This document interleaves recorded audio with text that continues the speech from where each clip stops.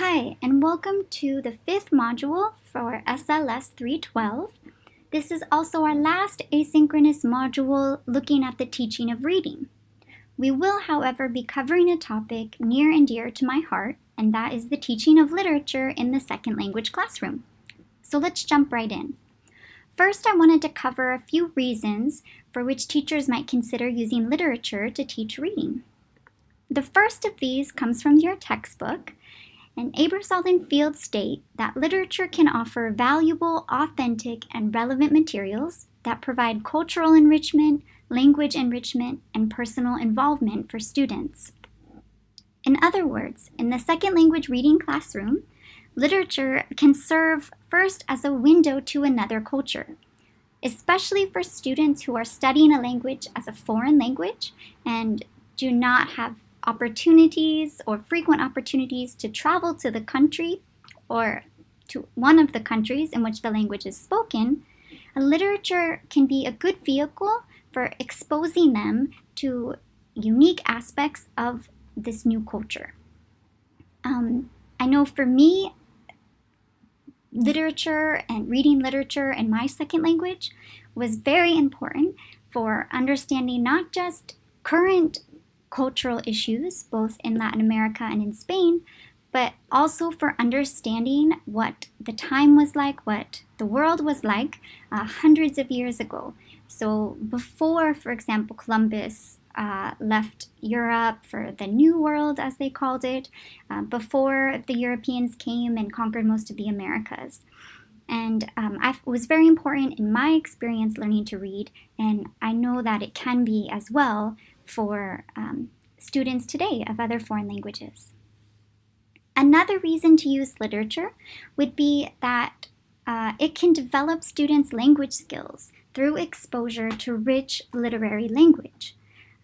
As many of you have seen, when you get involved in a piece of fiction, or maybe if you study for a long period of time a piece of poetry or a play, the type of language that you're exposed to in these literary pieces is, beautiful, it's significant, and often a lot more flowery than you may hear in everyday conversation, or that you may see just by reading news articles online, for example.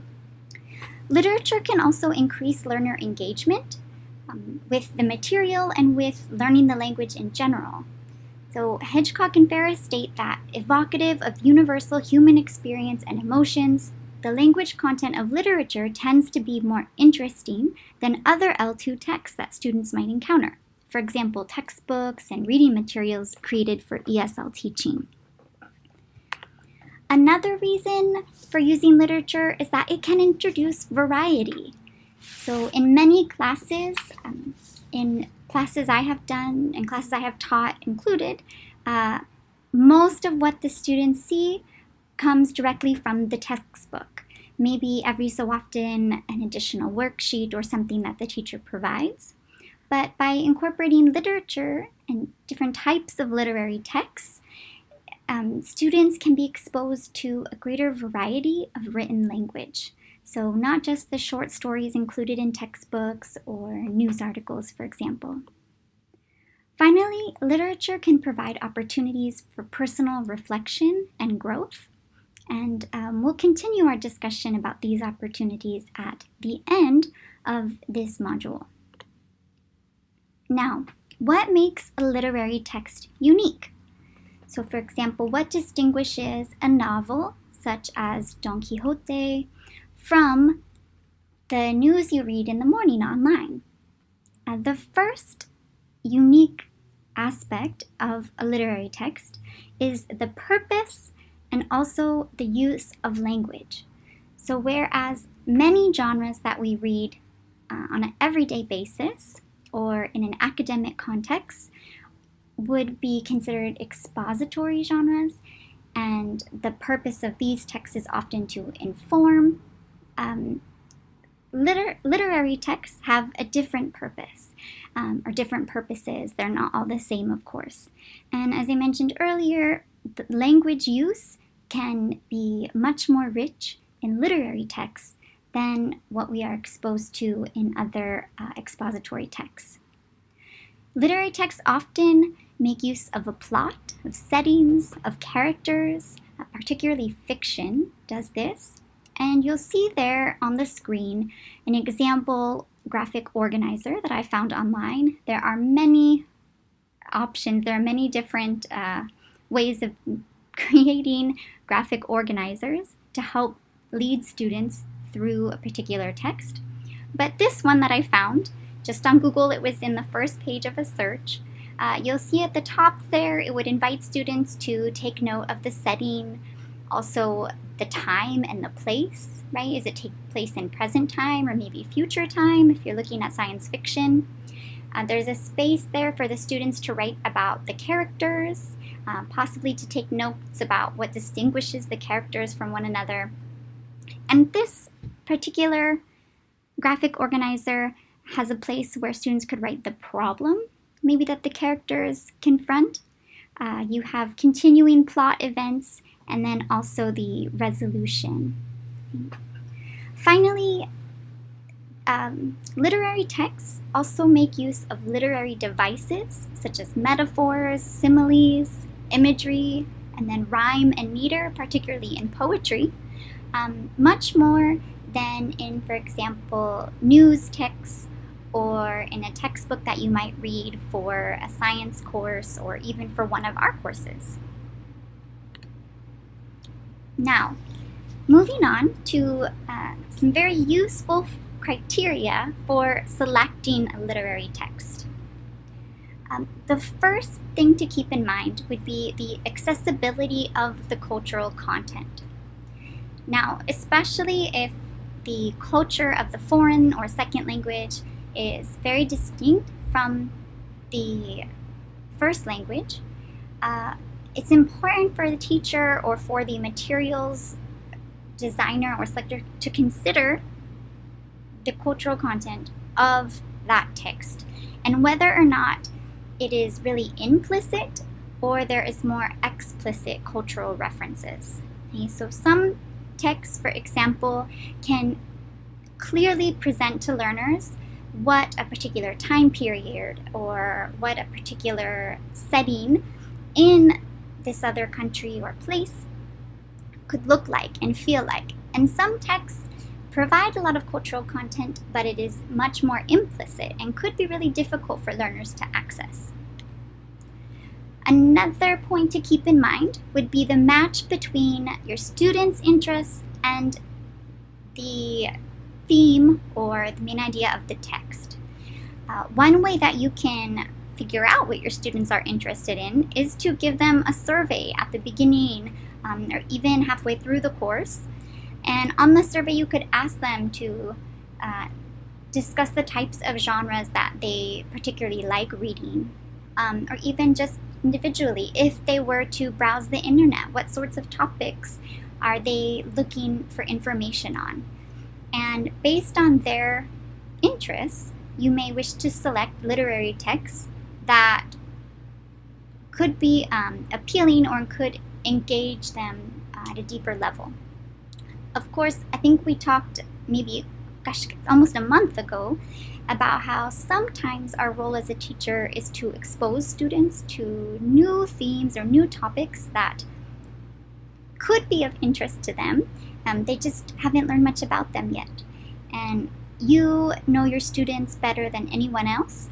And so as a teacher, you'll really be in the best place to decide whether or not a particular text is going to be relevant and interesting to your students. Another point to keep in mind would be the language level of the text.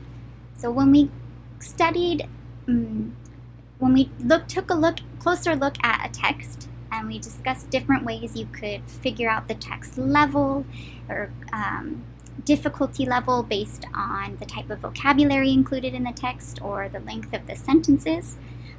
We would do the same thing for selecting a literary text.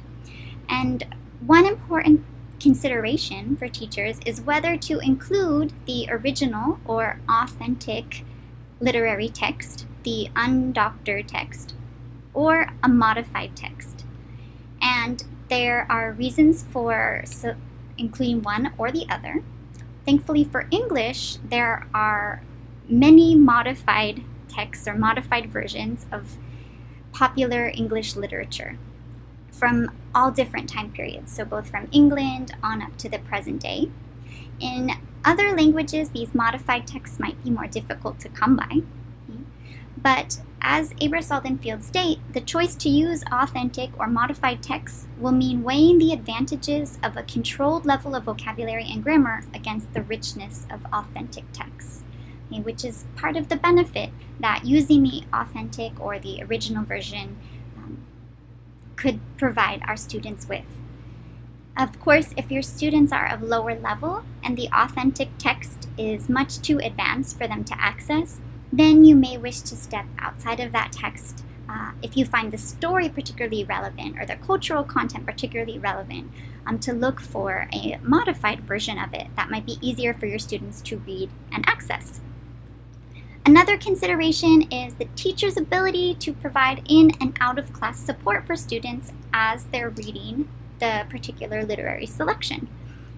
So often we wouldn't necessarily, unless the text is very high interest and chosen on the part of the student and used for extensive reading, we wouldn't necessarily want to assign a text without helping or having an idea of how we could help lead students through that text. So whether it's using graphic organizers, like the one shown on the previous slide, or having class discussions about the content and or difficult parts of the text, would be up to the teacher. And that's part of the fun of being a teacher, is that creativity that we can bring to reading a text together. The last thing you may want to consider is text length. So sometimes teachers may raise, or administration might raise, a concern that in using literary text in the classroom would take too much time out of a curriculum that is already very full. And in those cases, there are some people who would advocate, for example, for using short stories more than, say, using a novel, which would be longer and it would then take the students longer to get through it. There are advantages, of course, to both. The short story is definitely shorter and can be covered in a shorter period of time. However, short stories can also be more difficult to read and to access. Whereas a novel, once students get going, once they get an understanding of the setting and the characters and can start to get to know the characters and the language of the author, it becomes easier to read as they move through it, right? So although time is important and text length is certainly important, it's not easy to say which type of text or literary text is most appropriate for your class. For example, if we also think about poetry, which is very short, but also very dense, and so there can be a lot to discuss and talk about in a poem or a short story, whereas a novel may engage students in reading for longer periods of time, and though of course you would need more time in class or for covering that particular material. Now, this is our second to last slide, and I just wanted to talk about ways that we can use literature in second language teaching. I think the first point is quite obvious. Literary texts are extremely appropriate for extensive reading. If students, of course, choose the literary text on their own, that is ideal, that's optimal, and maybe they can take that novel home, or during sustained silent reading time in class, they can read that novel on a daily basis until they get to the end. However, when used with intensive reading lessons, we would use the general guidelines that we've already gone over for designing pre, while, or during, and post-reading tasks. So for example, for pre-reading, right, we definitely want to make sure to activate any schemata that learners have relevant to the topic or the theme of the text, and we may need to supply them with some background knowledge. Pre-reading is a very crucial step when introducing literature, because literary texts are not likely to have headings or graphs to serve as comprehension aids. For example, in textbooks or children's books, even with news stories, we often have pictures or graphs to accompany the text, and these aids can make reading a lot easier. However, with novels or even short stories, sometimes we do not get these aids. So making sure our students are prepped and ready to enter the text is going to be just as important with literature as with any other text really that we bring into the second language classroom. For during reading, students can often benefit from graphic organizers such as the ones on the, I think, 2 slides prior. And there are a plethora of other during reading activities with which teachers can provide students to assist them in digesting and comprehending a text as they move through it, especially if it's a larger or longer novel. And then in post-reading, really literary analysis and response are both great options for working with literary texts. I had never done literary analysis in English, and I first came across it. Well, I think maybe I had done literary analysis in English, but I didn't know that that's what it was called. But I definitely took a class on literary analysis when I was getting my master's in Spanish, and it allowed me to really engage with the text at a deeper level, and also probably to improve my language abilities. Hitchcock and Ferris state that among the chief benefits of using literature is its potential for helping students to respond personally to what they have read, to stimulate interesting ideas and topics to write about, and to think critically about the author's message.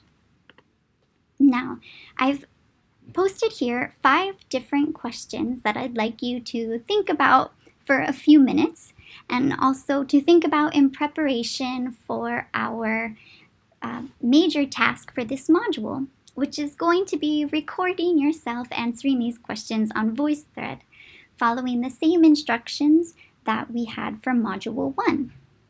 The questions are, first, to think of literary texts in any genre, whether fiction, poetry, drama, a memoir, that you have read for school or for pleasure. And then what texts and experiences reading them were particularly meaningful or enjoyable, and why? So it could be in your L1 or in your L2. The next question asks, can you recall frustrating or unpleasant moments with literary texts in your L2? And what made these encounters frustrating?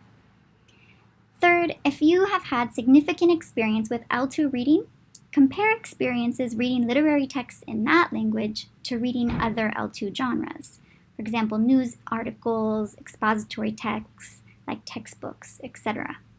What are the similarities and differences? And which type of reading was most enjoyable, challenging, or frustrating? Fourth, what do you think are the potential drawbacks and difficulties of incorporating literature in the second language reading class? Are any of the difficulties serious enough for you to consider not using literature in your classes? And finally, which of the 3 major literary genres, either fiction, poetry, or drama, interests you the most? Which genre do you think would be most useful to you as a future language teacher?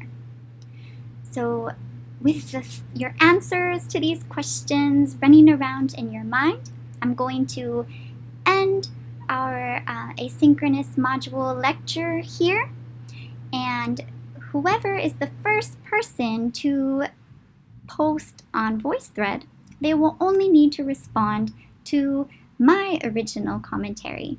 But for everyone else, please, of course, you'll answer some of the questions, and then the idea would be to comment or to reflect on at least 2 of your classmates' posts as well. So you can think of it sort of as a mini in-class discussion. It's just simply taking place asynchronously online. Thank you all for listening, and I look forward to seeing your comments. Have a great day or evening, whatever time it is that you're listening. Bye.